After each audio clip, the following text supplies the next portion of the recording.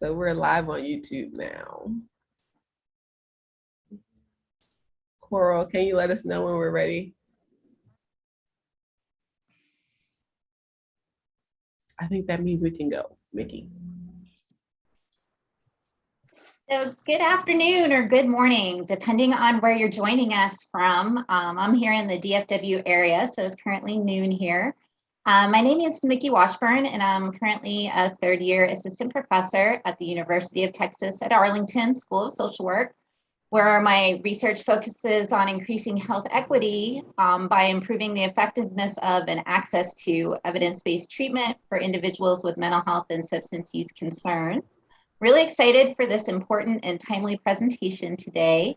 I'm here to give you a brief background and overview of our webinar before introducing our esteemed panelists and then turning it over to Dr. Quincy Bluxham, who is a member of the webinar working group and is going to be facilitating some of the discussion. On behalf of the 13th Grand Challenge of Social Work National Steering Committee, I'm excited to say welcome to all of our guests who are joining us with Zoom or on YouTube.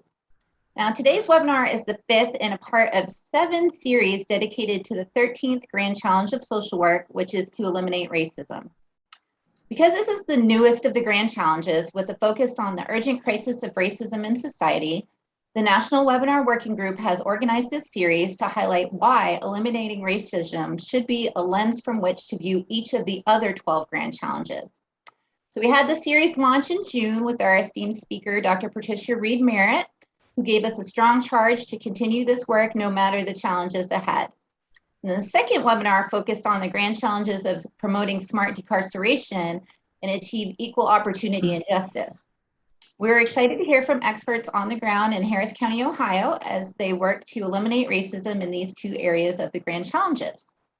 The third webinar offered us a critical dialogue on actionable policies and practices within agencies designed to reduce economic inequity.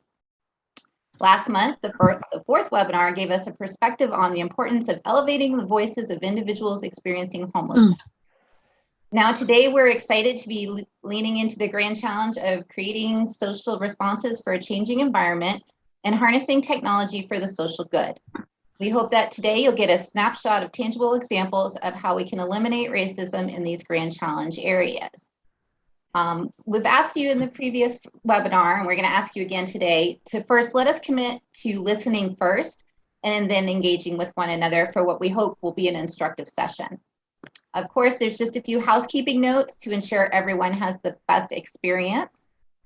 First, as with our prior seminars, we're excited to have 2 audiences, one on Zoom and one on YouTube, so we'll be engaging both of them during this webinar. Second, all of the Zoom attendees can communicate or interact in the chat box. Zoom attendees do not have the ability to speak or go on camera. So for Q&A, if you're a Zoom attendee, you can enter your questions through the Q&A feature on the control bar at the bottom of your Zoom screen. Attendees will also have the ability to see questions submitted by other attendees. If someone has the same or a similar question, you can upvote the question. This will allow us to determine which questions are most popular among the audience, because we'll only have about 10 minutes for Q&A today. The Q&A feature is a separate feature from the chat box, so be sure to enter any questions that you have to be asked or answered by the speaker in the Q&A feature. For the YouTube attendees, you can enter your questions or thoughts in the comment section under the live video. We'll monitor these questions and read them live. And so that's it for housekeeping so far. And we are going to move on to the introductions of our esteemed panelists. So I am going to start with Dr. Quincy Bluxham, as the founder and director of Erase the Red Line, Inc. and president of Erase the Divide, LLC. He recently served as tri-chair of New Jersey's Poor People Campaign, a national call for moral revival. He is the past president of the board of directors at the Anti-Poverty Network of New Jersey. The APN is now a program of New Jersey Citizen Action. He also advises and sits on the board of trustees for Addiction and Behavioral Alliance, LLC. He has recently completed a doctorate of social work for the University of Southern California, has taught as an adjunct professor at Seton Hall University, and is a continuing education instructor with Rutgers University. He is a Governor Phil Murphy appointee to the Reverend Dr. Martin Luther King Jr. Commemorative Commission and the inaugural chair of its Youth Policy Council. Prior to becoming a social worker, he served in the U.S. Army, achieved the rank of Staff Sergeant with multiple awards and decorations associated with his service and deployment under Operation Iraqi Freedom. His current place-based research and practice centers around harnessing technology for social good through increasing internet connectivity and unlocking governmental data as prescribed by the American Academy of Social Work and Social Welfare Grand Challenges for Social Work. In addition to leading several digital inclusion initiatives statewide, he also co-leads the Field of Social Work's Eliminating Racism Grand Challenge National Webinar Steering Committee. At the micro level, he has served as an advisor to dozens of advocacy groups presenting around his forthcoming text, Erase the Red Line, a comparative study and comprehensive community guide to combat the effects of redlining in New Jersey. In addition to consulting for community-based organizations, Dr. Bluxham previously served as Director of Operations and Development to a holistic wellness, substance abuse and mental health outpatient treatment facility. Our next panelist is Sharonda Allen, who is a social philanthropist, author, educator, climate reality leader, Amistad Fellow, and founder and executive director of Operation Grow Inc., a New Jersey nonprofit. She is an educational consultant with over 22 years of experience in public school systems. She's worked with curriculum, grant writer, trainer for the New Jersey Council for Economic Education, service learning facilitator, TV talk show host for the We the Village, and a public speaker. Her educational background is varied. She holds a bachelor's degree in sociology with a minor in Africana studies, as well as a master's degree in public administration, all from Keene University, with a supervisor's in teaching certifications in education. The next panelist is Dennis Febo. He's a speaker, community organizer, artist, abolitionist, and CEO and founder of Guazabara Insights, LLC. Dennis is a native of Brooklyn, New York, raised in many different parts of the US and Puerto Rico. He attained his master's degree from the University of Buffalo, Havana, Cuba, and Bahia, Brazil. Dennis has been working with thousands of our incarcerated community members and juveniles for the past 7 years. By devising a curriculum on social and cultural consciousness education, he's been able to educate thousands around the country on self-knowledge and self-actualization. Guazabara now provides many educational and recreational services and events for the community at large, with a focus on success for youth. Dennis has also founded the Amend the 13th movement in New Jersey, a lobbying strategy to remove the exception clause and add an anti-slavery language to the New Jersey Constitution. Mr. Febo is also a professor of graduate and undergraduate studies and health sciences at NJCU. And then we have Anton Henshaw, who is a Rutgers Camden School of Criminal Justice graduate school student. He's from Camden, New Jersey. Mr. Henshaw has dedicated himself to eradicating mass incarceration and changing legislation to end the structural violence that threatens the public health of our communities. He is also an outspoken advocate against police brutality in and outside of the carceral spaces of New Jersey. Mr. Henshaw is a founding member of the New Jersey Scholarship in Transformative Education in Prisons program, motivational life speaker, entrepreneur, new entry opportunity specialist for Camden County, and credible messenger. Mr. Henshaw is committed to educating the community about the machinations of brutality that permeate the carceral state that is disproportionately directed at Black and Brown carceral citizens. And then finally, we have Ahava Divine, who is a holistic, mental, spiritual, physical wellness coach from Camden, New Jersey. She is currently attending Rutgers Camden University School of Social Work graduate MAP program. Growing up, Ahava was unsure about what she wanted to do with her life. However, Ahava faced many challenges that made her feel defeated, unworthy, and alone. But instead of giving up, she used those obstacles to fuel her inner fire for change. Ahava often states that inspiration may stem from positive and negative experiences. It is the individual's mindset that will determine how the lessons are processed and applied. After Ahava made a conscious decision to embrace her life's obstacles, she found a way to use them to inspire others. Ahava's life purpose is to help individuals uncover their desires, letting go of limiting beliefs and thoughts that prevent them from reaching their full potential. And so now I will turn the baton over to one of the work group members, Dr. Quincy Bluxom. Dr. Bluxom, thank you so much for your participation here today. Absolutely, and thank you for those those really impactful bios. For those of you who know me, you know that I'm a technology expert. I do multiple things. I tell people all the time that I'm a radical community organizer that happens to have a bunch of degrees in other things. Social work happens to be one of those things that I have a degree in, multiple degrees in. And I say that unapologetically, and I say it loud and I say it proud because I want individuals to understand that when we're doing work at the community level, we don't necessarily have to be slaves to particular disciplines. And I say that intentionally. From my perspective, from my point of view, this is my trigger warning, right? Some of the things that we're talking about right now may be uncomfortable for you. That's okay if you're not being harmed right now. If you are faint of heart and you don't really like discussing realities, and the realities of the lives of individuals that you may be in charge of serving, then I would say, have your therapist on speed dial or text them and let them know that you may need to have a session with them after we talk about some things unapologetically. That's not to say that this is going to be like a really in-depth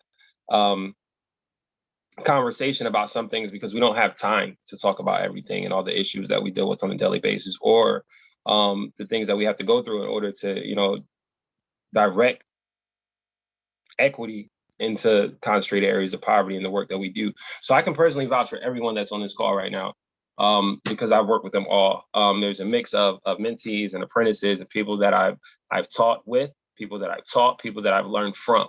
So I am going to do what I usually do and use my power and my privilege to turn the microphone over to Ahava, who is more than capable of doing the things that I get contracted to do at enormous amounts just because of the letters before and after my name. So I'm going to again say unapologetically, so I'm also on my cell phone now, and it's a little bit different from the way that I usually present. That's because I've been hacked multiple times throughout the past couple of weeks because of the work that I do. So when I make certain comments, and individuals seem uncomfortable with it, and I have to tell others in this field sometimes that, like, yes, you're an expert, but you're forgetting about cultural humility. So you should kind of let me do my job. Because I'm here to help you, even if it makes you uncomfortable, even if you're an associate dean, even if you're a dean, even if you're a president of the university system. If you're calling me in to assist you with what's going on in your organization, it's probably because you couldn't solve it and fix it already. And now I'm going to turn it over to Ahava. If my camera goes off, it's because I'm moving things back and forth, and I may try to pull my camera up behind the scenes. And I also want to say, and again, most of this is off the top of the head because I don't have my notes right now, that there are distinguished professors, there are people at the top in this field who have my back consistently, even though I'm that radical community organizer. For you, I am immensely grateful. You know who you are. I will give some of those names because I appreciate you. I appreciate you, Dr. Teasley. The three mics, all three of you know exactly who you are. Great scholars like Dr. Shanks and individuals who actually do understand the things that I do at the end of the day, and do not gatekeep when I'm trying to do things for individuals on the ground, despite my positionality. So Ahava, the floor is yours.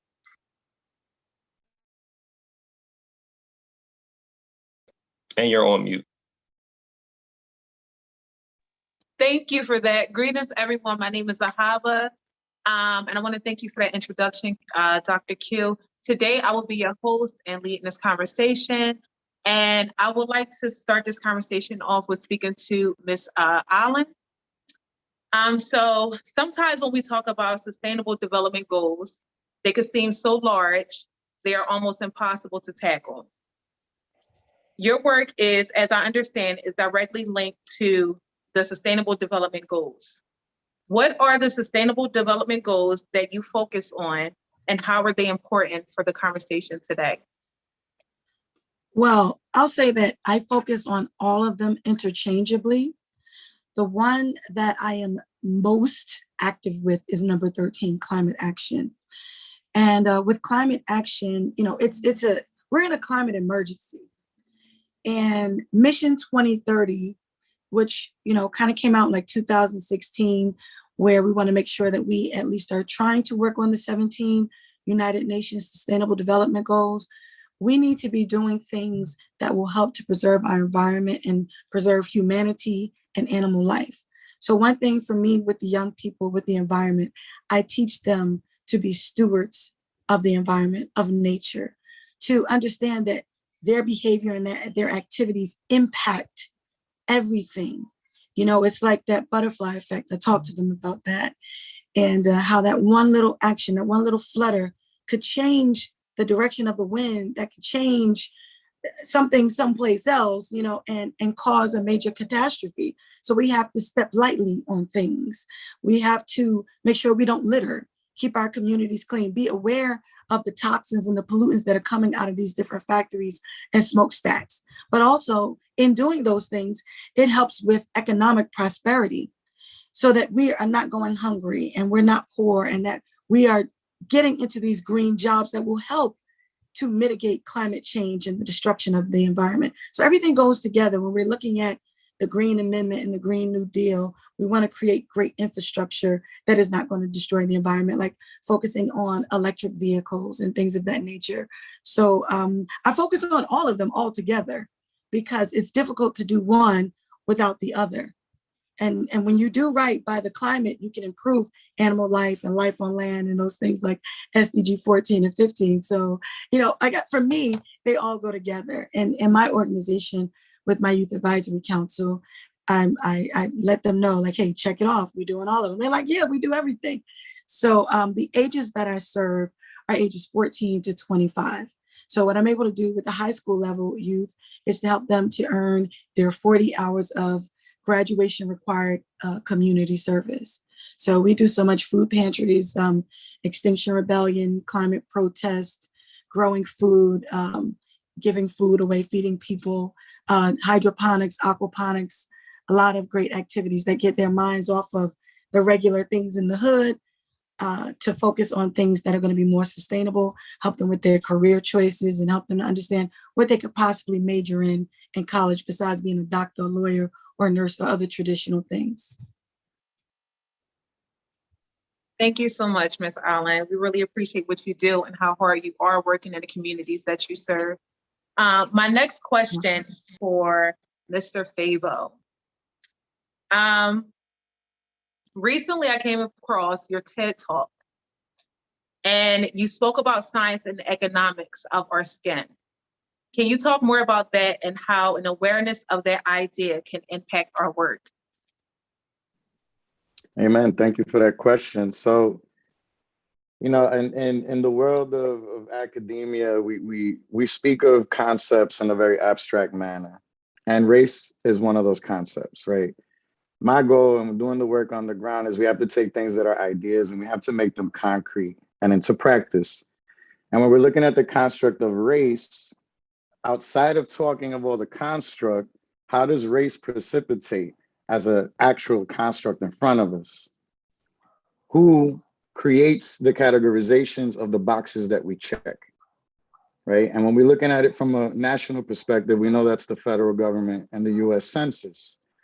And I always like to say there's like a little room with a bunch of little gremlins that work for the Census Bureau who sit around and try to categorize people, and how money and funds, once those census questions are answered, are allocated to the different geographic areas of the United States. When I look at those categorizations as a professor, it is ridiculous that we have constructs like Japanese, Filipino, Samoan. Samoa is literally 3 miles by 3 miles. Like, why is that a race under racial categorizations available by the US Census? So that goes to show me is whoever's creating this stuff, either one, don't understand or don't know, or two, are purposely creating these constructs. And my biggest issue with it is that when we talk about racial equity or racial justice or anything dealing with race, we're not speaking about Latino or Hispanic people. Because the census itself states in the question, first to declare your Hispanity and then to declare your race. And here we're being specific and saying the difference between ethnicity, nationality, and race. Most of our people don't understand those differences, and it puts us at a disadvantage because 2 out of the 3 are real. One giving us access to our civil rights, the other giving access to our human rights, and the one that's not real being race, categorizations invented by German naturalists that the founding fathers of this country subscribed to and exacerbated as an actual science. And it wasn't until the year 2000 that in this country, we started moving around, accepting and knowing amongst academia that race is not real. It went from being a race, scientific racism, to now a field of ethereal study, where you have a bunch of people who stand in positions of power trying to create the lines of division amongst what falls in what categorizations. Therefore, we done placed ourselves in the shoes of Johann Blumenbach and Christoph Meiners, subscribing to the fact that there's some kind of difference in your psyche or your behavior because of the melanization of your skin. So I'm going to say this as someone who has the ability to subscribe to the categorization of being brown, which according to Blumenbach really meant Southeast Asian. But now all of a sudden, come around the year 2000, now I have the ability as a Latino, quote unquote, to subscribe to the brown race. But as a Latino, also as a Boricua, as a person that understands their true name and their history, why would I give up the truth of my name to call myself by a color? We didn't make up these categorizations. Our ancestors had a name and they were proud of it. They shouted it before going into war. How did we go from having a name to being a color? And that most of what conversations we need to hold as a community, when held in color, never succeed. They remain in circles because we become the ones who have to create the definitions. And we're not trained for that. God didn't give us that to be able to walk around and call people like Adam and Eve did when he first created them. We're supposed to be embellishing and supporting each other and understanding that we have the power to declare our name. And I know that's the difference between an empowered person and a disempowered person, because an empowered person knows that that is a fluid construct. Depending on the time, place, and environment that I'm in, I know first and foremost, as a son of God, as a spiritual being having a human experience, as someone who stands in natural and human rights law, that supersedes anything else. And when I hold that agreement for myself, I can hold that agreement for you. And when I'm interacting with you, I'm not interacting with the color of your skin. I'm interacting with you as spirit. And that's what community recognizes.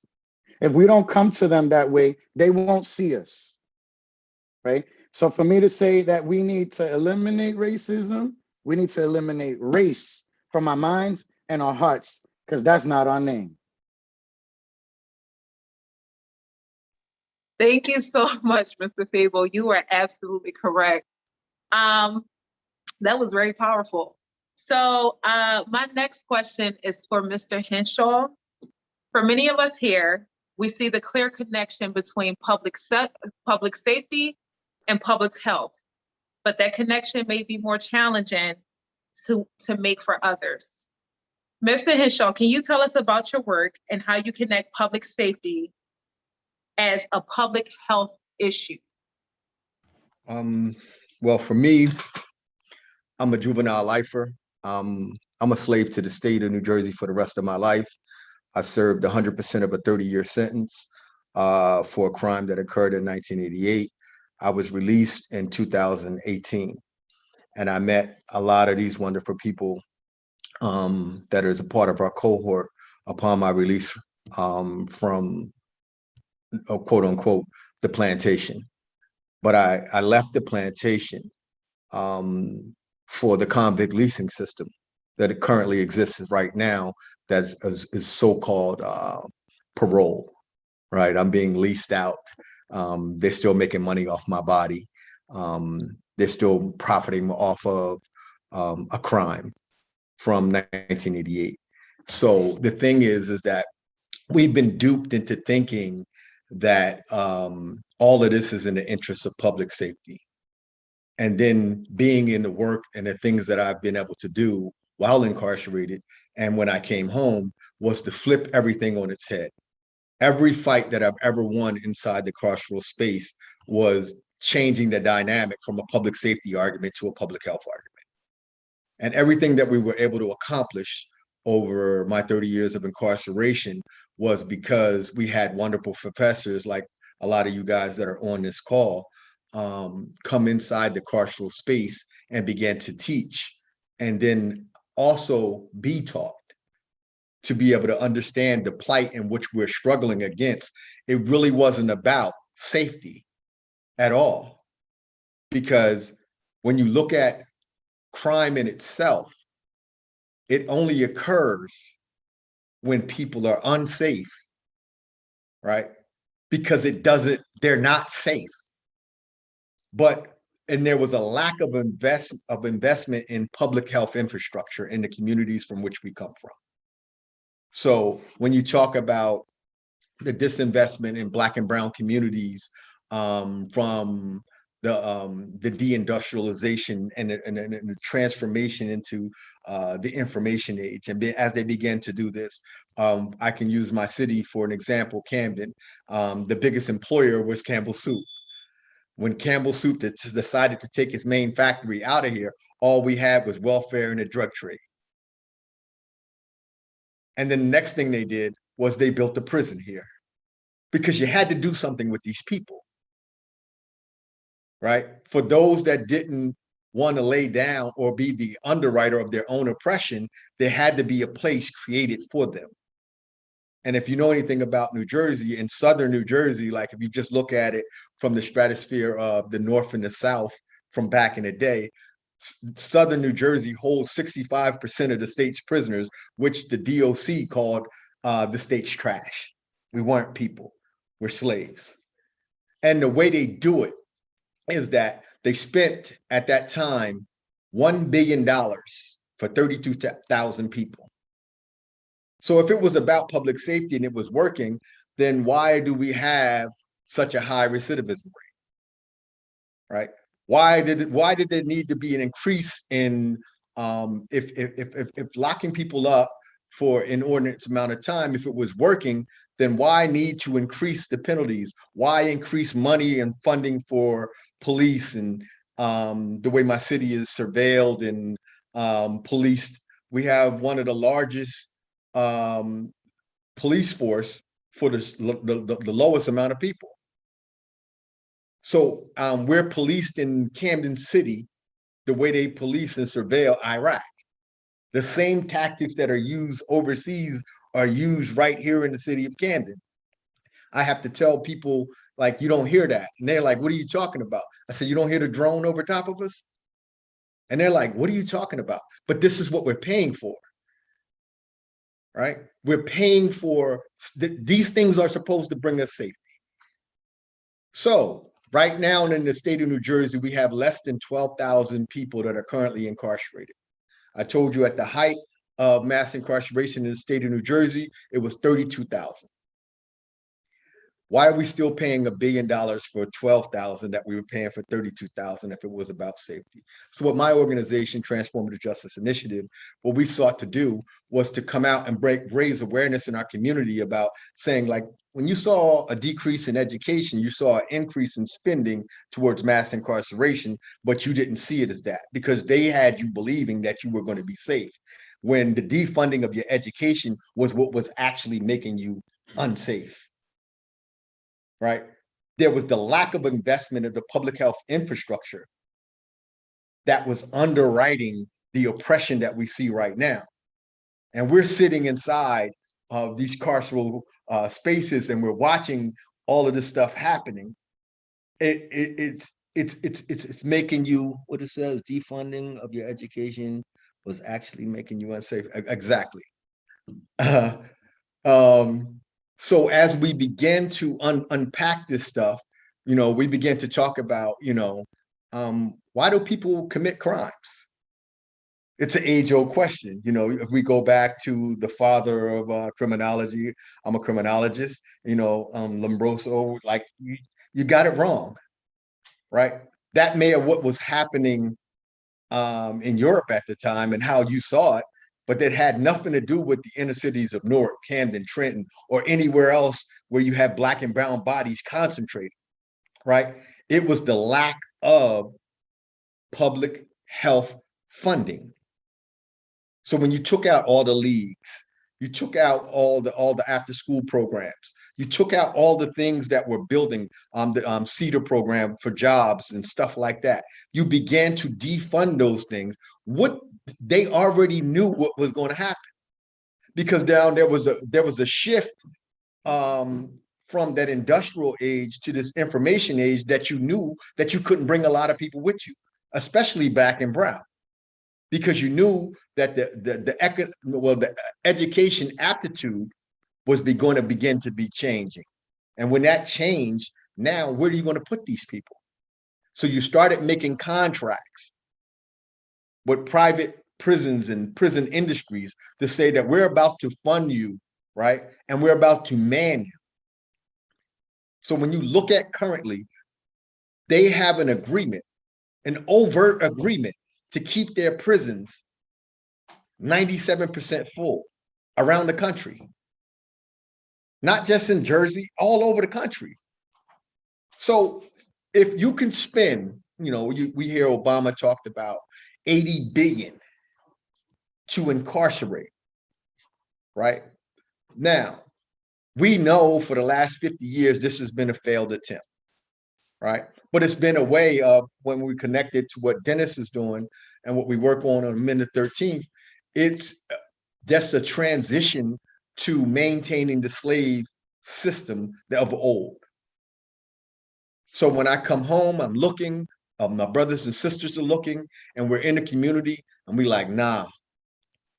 And we began to make the arguments, even with our credible messaging movement.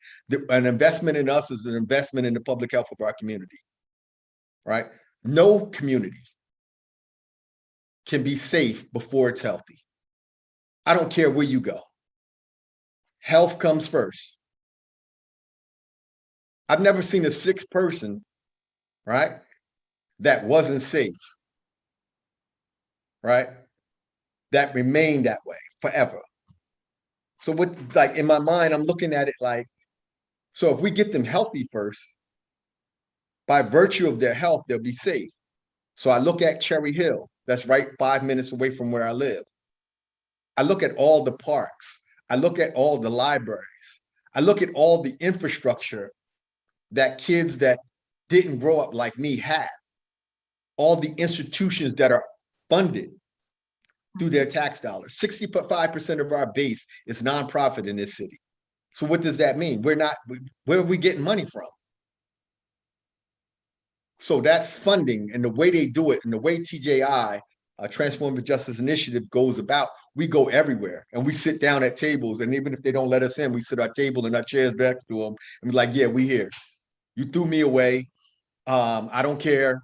I don't care if you didn't invite me, but you're not going to have this conversation. And one of the key things that we're able to do on the ground is, you want to stop violence, you want to stop shooting. How many people are willing to go talk to the shooters? And if you're not willing to do that, Absolutely. right? If you're not willing to invest in that conversation, then something is inherently wrong with your approach. Thank you so much, Mr. Henshaw, for that insightful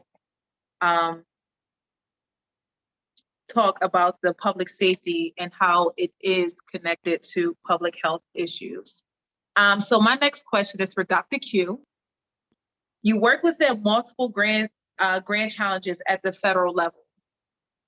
What ways have you been able to harness technology and get those empowered to actually understand the importance of digital divide at multiple points of entry?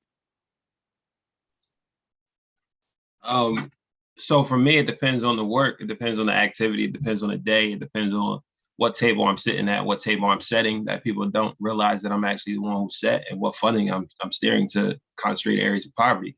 I can do an entire dissertation on what our three esteemed panelists just talked about by only using ACS variables, American Community Survey variables, and doing a positive deviant study on exactly what each and every one of them said, just from a conversation. That's the type of research that I do.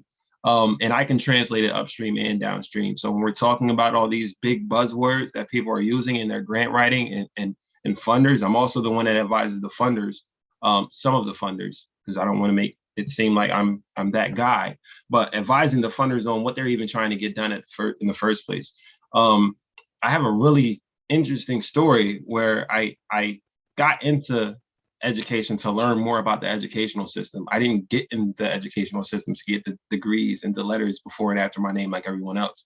I came into doing research as a research study that I've documented step by step since now 2010, right? I have 700 gigabytes of everything that I've written ever since undergraduate level. I came into the field of social work after leaving a PhD cohort that I was guaranteed special permission into before I even had my undergraduate degree, because I had upper level management skills from the military for 7 years at the age of 23.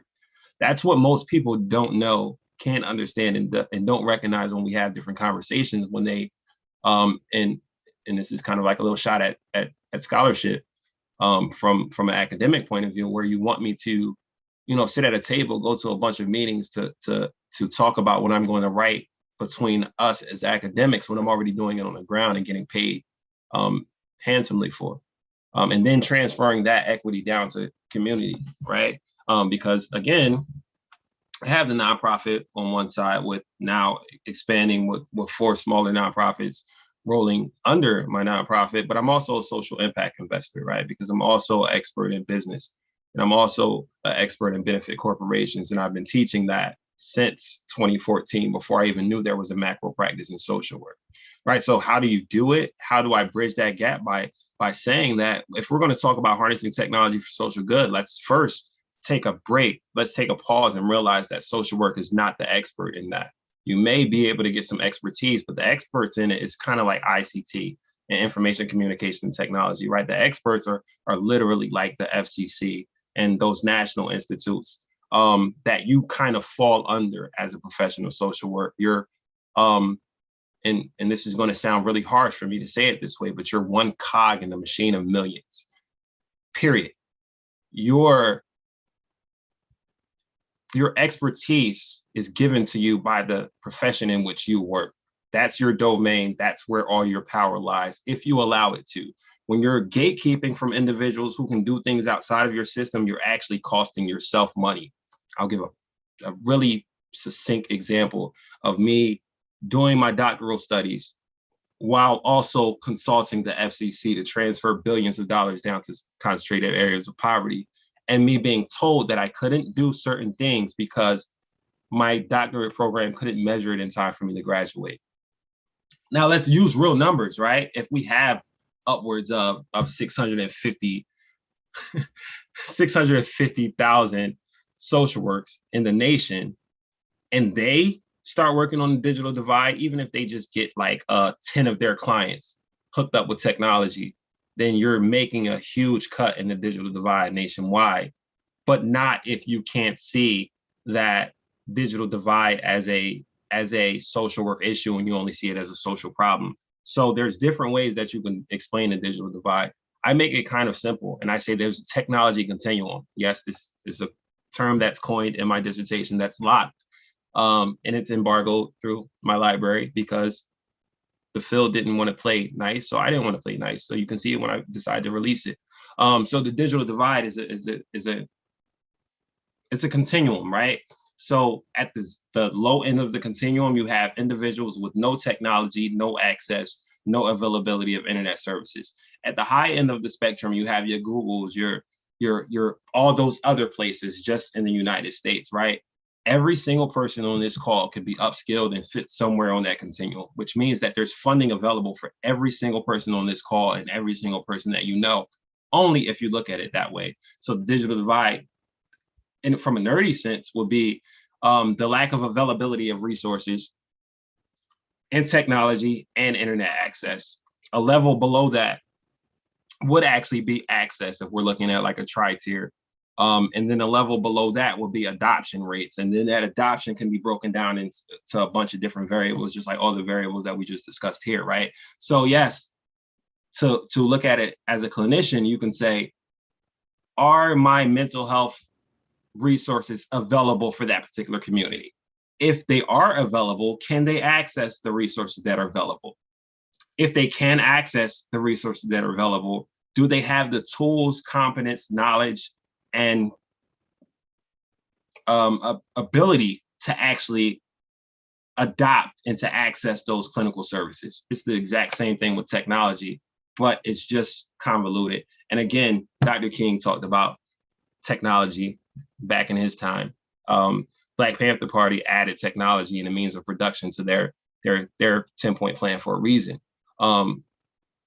And the type of research and skills and things that we look at the community level, and then take it up to the federal level. And even sometimes when the federal level doesn't want to understand certain things, when I'm debating and I'm arguing and I'm going back and forth with the Department of Labor, or I'm asked to consult on something at the Federal Reserve, because I actually, in order to be a subject matter expert in redlining, you literally have to know banking. You have to understand what the Community Reinvestment Act is. And when these local, and when I say local, I mean United States people in power don't want to play nice, it's nothing for me to do an analysis and compare it to World Bank standards, which is going to trump your standards anyway. Because again, yes, we're the US. Yes, we're super powerful, but we're also a cog in the machine of many other cogs, right? So I say all that to say, hey, social work, I'm here and I'm willing to be a social worker when I need to be.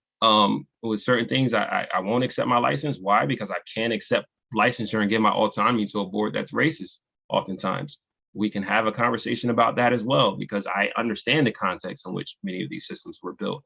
Because I happen to be a real expert in it. And we can have those conversations all day, but I need to do work that will actually build the capacity of communities, and that's what I will do. Like, regardless of who else signs off on my work or who else agrees with what I'm doing, ultimately, I can see on a daily basis how I'm able to impact community. And international scholars and advisors to the UN, who happen to be my mentors, and I advise them as well, also see that same thing from an empowerment standpoint. So to tie it all up, to be a subject matter expert in mapping and urban planning, and use ACS data, and then be able to talk to Sharonda and say, hey, what does that SDG look like? And her to look at me like, what do you know about SDG? Not knowing that I'm also advising UN advisors on particular things, and for me to be able to have a conversation with Tone, and for him to ask me certain questions, and for me to tell him, I'm not answering that question for you because you're already the expert in it. You want me to give you an answer that academia tells you may be okay, but the thing is that many in academia can't do what you can do because they don't understand community impact measurables and variables. They may understand vanity measurables, but when I first entered this last round of doctoral courses and I met Tone, he was the exact same as me. I am him, he is me. Ultimately, he had different circumstances. If I would have made a left turn instead of a right turn, then maybe I would have been there. So it's important to be able to get those things out and to push you all out in the front to say, like, nah, we're not doing that. Where if you can't say things or pronounce things correctly, as the book says, that you can be looked at as not being an expert, because I'm going to get the contracts and subcontract you all anyway. You know that. So for me, some of these funding streams just happens to be an option because I'm going to do the work regardless. And no, I can't sign a non-compete for a salary that's going to be less than what I'm making this quarter. That's not smart. It doesn't make sense with a C or an S for me to do that. Will I work with you as a field? Absolutely. Will I give you my autonomy and my everything else? No, it's not worth it for me at the end of the day. And I'm going to stop there because I'm about to get started. Thank you so much for giving us that information and examples of how you can share your power that you have with others who are not in power, and teach them how to speak with power. I have a panel question, and I would like for everyone to answer the question within 2 minutes. When you see my hand go up like this, that means you are timed, okay? So we all have similar goals, even if our particular programs or initiatives take different routes to achieving those goals. How can we foster an environment where we can work more collaboratively among ourselves as well as in our communities? Ms. Allen, I would like for you to speak first. So how can we all work collaboratively is that if we are all for real with ourselves And we understand that many of us are already intelligent. And some people who are intelligent may not be accustomed to being around other intelligent people. So they think they're the only one. And just like with Dr. Quincy saying, people who may not be able to pronounce the terminology, but they still may understand the concepts. Those people need to understand their lane. Those who can't pronounce need to understand their lane. They may not be the expert practitioners, but what we have to do is we cannot insult ourselves and each other and our community with the egos of trying to outsmart someone or outslick someone. We have to be honest and earnest in this work that we do. And I talked about the SDGs because that was my question. And I do that through service learning. It's one thing to get kids to clean up, but if we are able to talk to young people about why we cannot let that styrofoam stay on the ground, the fact that we shouldn't be producing it because it never biodegrades, which I have to say though, now they do have some styrofoam recycling programs, not enough for the styrofoam that we've produced. Then they understand what it means to stop littering.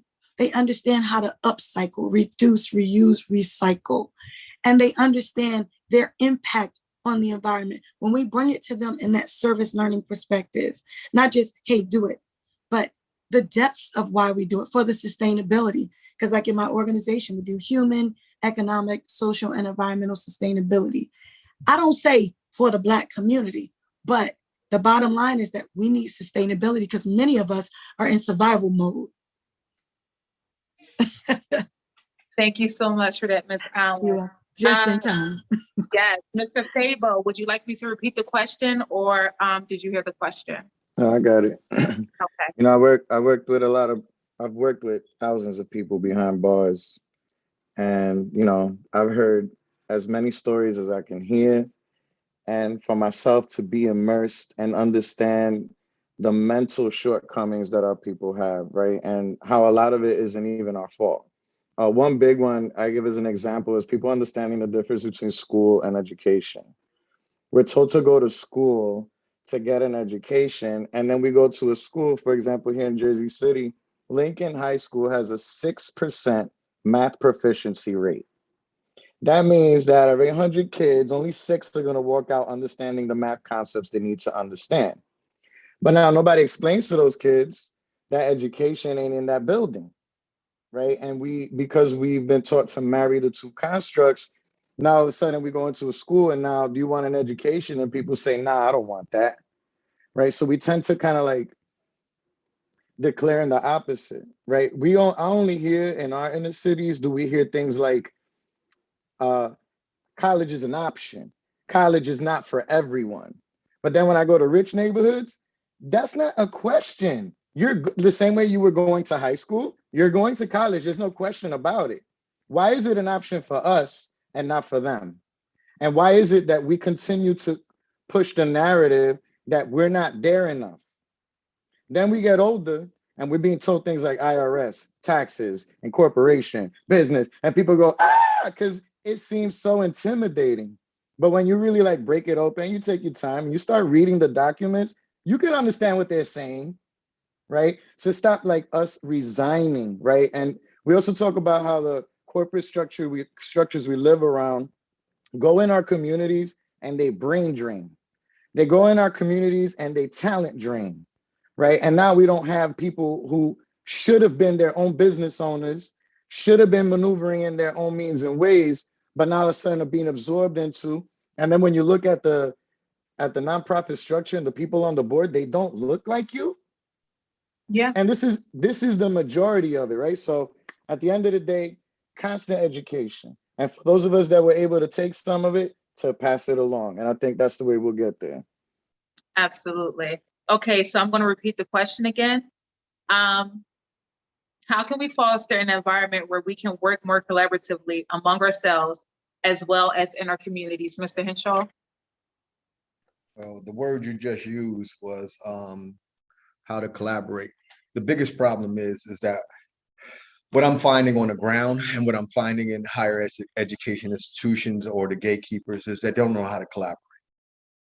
They don't know how to intersect and cross. And to what Sharonda was saying, leave the egos at the door and say, like, you know, a person like me with lived and shared experiences on both sides of the equation, when I walk into a room, I sit there like Dr. Quincy said, and I just smile, right? Because technically I'm not even supposed to be here. I was supposed to be dead. I was supposed to never survive the carceral space. But yet you have not experienced half of the things that I've experienced, and I wouldn't wish them on anybody. But yet we arrived at the same place at the same time, doing the same things. How is that possible? And what that happens is some people disguise that they're in service of. Some people actually live on the ground in service of, right? So one of the biggest things that I was teaching people from the parole board while I was incarcerated was your metrics of recidivism and all of this other stuff, your LSI score, R score, how I met Dr. Quincy in the discussion, means absolutely nothing. I can tell you a foolproof way of whether or not somebody is going to go back to prison. And it's simply two things. No, don't say it. That's your IP. Keep it Okay. inside. All right, And I'll get keep it contracted inside. to do it. And Yes. yes, I just did that and blocked his self-determination because I am a protector of my people. Number one. So, Number no two, no doubt.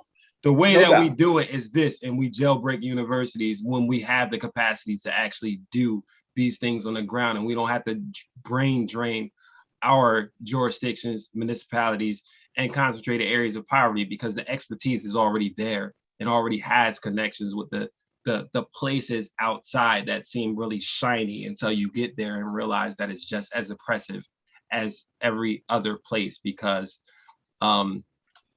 where you go, you always are. But sorry for cutting you off. I yield the rest of my time to Tone, and I'm done. That's what I have as my answer. Okay. So for me, you know, and they all do this because my thing is I'm 100% organic and genuine. I was forged in a lot of bad situations. So when I get to this point, it's in service of my community, in service of my people, in service of anybody that needs the service. And that's like my weak point. Like, and they have to stop me a lot because my thing is like, yo, it's real simple for me, right? I know what to do to get people to stop dealing drugs. I know what to do to get people to not gangbang in the sense of what we call it, but how to turn a power group that we failed to recognize into the realization and in service of that community. And there's simple things that collectively that we have to be in service of each other wherever we find ourselves. And it's that lack of service of one another is where we struggle and where we fail and where we fall short. So in getting into that collaborative spirit and building community, building what Quincy is teaching me, equity, and recognizing the value of these relationships that we're building and the work that we're doing, right? We don't have to apologize anymore. We lived it, we're doing it, and it's here. And it's at your service, but it's how you approach us for that service that is so key. Yes. Thank you so much, Mr. Henshaw, for that response. I would now like to thank all the panelists for participating in our discussion. And if we have anyone in the audience who have any questions at this time, we will take any questions.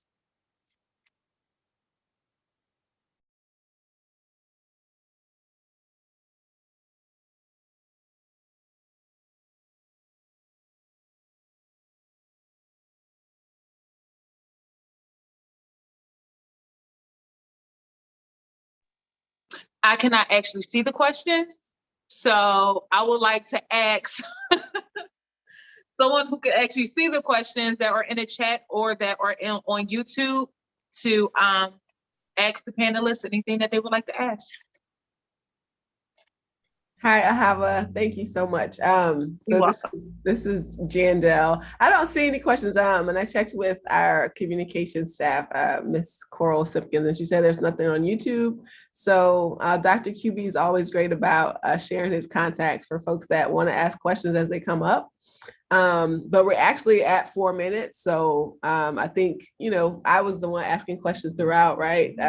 For clarity. And I got a lot of great quotes that you said. Some people are giving praise here. This was so powerful. Thank you, organizers and presenters, and plan to take this information back to their communities. But I want to make sure to be able to put in the plug for the next webinar and make a few announcements too. So if there are any closing remarks from panelists, we'll go ahead and close out.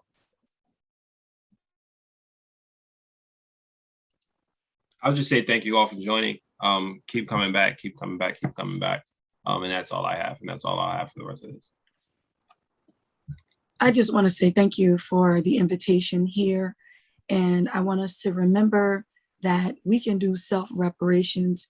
We have to look within our own to build us. We can't continue to blame those on the outside because we have the tools and all we have to do is build. I would say thank you all for this opportunity. This means a lot to me, coming through the asphalt middle passage that I had to travel to get here, and I look forward to your assistance on ending the American slave trade that's also still continue to travel across the asphalts of America from our communities. And let's get this done. Thank you. Thank you for the opportunity. I'd like to say thank you. And for anyone listening, know that you have the power too. If you have a skill and expertise, a lot of our communities are in need. Sometimes you might know something that we all needed. So don't feel afraid. If you're out here in Jersey, reach out. We everywhere, and you have the ability to participate and get down with and see how you can help build up communities. With that said, love and Ache. Dr. Washburn. Yeah, thank you so much to Ahava for moderating our panel and for the panelists. Really appreciate you bringing your lived experiences and your knowledge to us today and being able to share that with our group. It's incredibly powerful, and thank you so much. Really impressive work that each of you are doing in your communities. And so I did want to give Dr. Crutchfield just a minute to make a couple of really important announcements, and then we'll go ahead and get wrapped up. All right, thanks, Dr. Washburn. I put in the chat the link to what I'm talking about. So I have two announcements. The first one, and we'll keep announcing this, is a link to the special issue of Advances in Social Work, and it focuses on dismantling racism in social work education. And so much of what was talked about today, right, is that the expertise is already out there and not necessarily residing in schools of social work anywhere. And so I encourage you guys to click on that link to look at some of the articles. A couple are authored by people in this webinar working group as you guys continue this journey. And so the second announcement, and I'll share my screen because we are thrilled and always absolutely proud of Dr. Martel Teasley. So hopefully you guys can see his picture there. So many of you guys know him as one of the central figures to help develop this 13th Grand Challenge on Eliminating Racism. So he couldn't be on our call today, but we just wanted to share and shout out his success. He was named the Associate Provost at the University of Utah. So anytime there is a social worker, right, with this anti-racism commitment, rising to these levels within academies and university administration, that's what we like to see. And so we're ecstatic about that. And we just wanted to make that announcement quickly. And that's all I had, Dr. Washburn. That's a pretty big announcement, Dr. Crutchfield. That's amazing. And he's still retaining his duties as the Dean of the School of Social Work as well. Is that correct? That's right. Yeah, busy man, busy man. Certainly well-deserved, so that's wonderful. And I would like to thank everybody for attending, and especially the UTA School of Social Work for hosting this webinar series on the Grand Challenge of Social Work. The leadership that has been working hard to put all of these webinars together, everybody on the National Webinar Steering Committee, and we really hope to see many of you at the November 9th webinar that Dr.